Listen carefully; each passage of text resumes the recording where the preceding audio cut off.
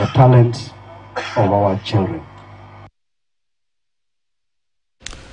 Ngineko, idara ya afya ya umma mjini Voi kwenye kaunti ya Taita Taveta imeendeleza hamasa ya umuhimu wa kudumisha usafi wa umma sawa wakati ambapo mvua na visa kadhaa vya ugonjwa wa kipindupindu vimeendelea kuripotiwa humu nchini, ikiwa ni mikakati ya serikali kuhakikisha kwamba wananchi hawatakumbwa na magonjwa yanayosababishwa na maji machafu, kama Hezron Kimari anavyoarifu kutoka mjini Voi.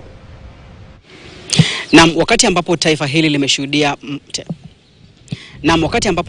limeweza kushuhudia mvua katika maeneo mengi, na vile vile pia kumeweza kutangazwa kwamba kuna visa vya mkurupuko wa magonjwa ambayo yanasababishwa na maji machafu katika kaunti ya Taita Taveta. Leo hii tutakuwa tunazungumza na afisa wa usafi wa umma aweze kutueleza pengine hali iko vipi katika kaunti hii, ikizingatiwa kwamba Taita Taveta County ni eneo ambalo liko katika barabara kuu ya Nairobi Mombasa.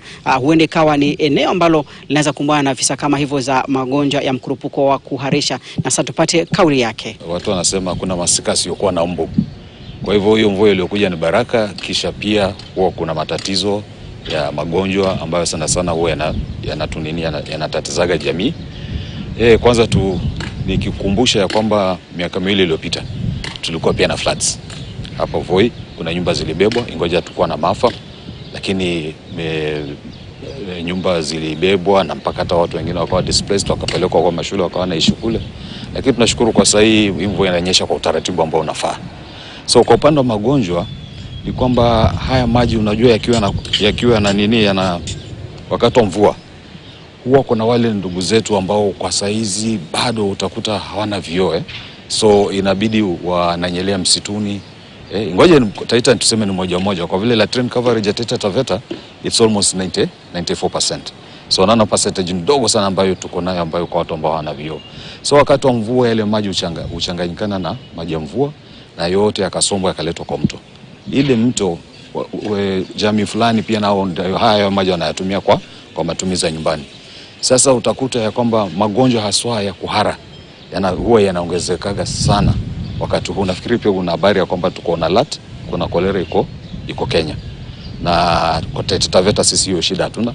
I think the last time we had cholera in Taita Taveta was in 1997 in a few parts of Voi and Taveta by then.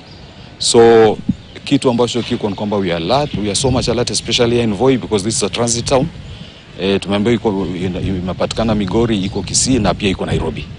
So hapa ni kila mtu upita. Kwanza wakati wa sikukuu wajamaa wetu wa bara wengi hivyo na miminika upande wa Mombasa. Sasa kuna ile story ya kuja na kusimamisha labda gari mahali wakaanza kujisaidia, wengine nao pia wanafanya hivyo. Sasa hapo ndio mambo yanakuja yanaribika. Kwa hivyo sisi kitu tunafanya ni tumehimiza jamii zetu mahali walipo, tukianzia hata na leadership za Taita Taveta wanaelewa hii kitu ambayo ishatangazwa rasmi.